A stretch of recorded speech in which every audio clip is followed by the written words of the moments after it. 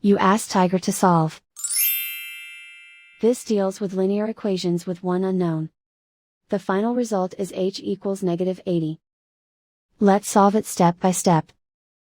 Group all constants on the right side of the equation. Add 13 to both sides. Group like terms.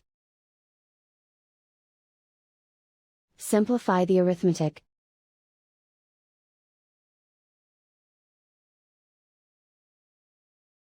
Isolate the h.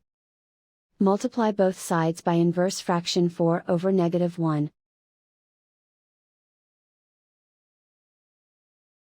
Group like terms. Multiply the coefficients.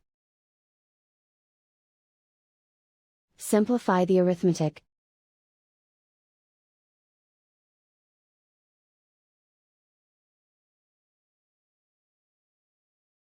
And so the final result is h equals -80.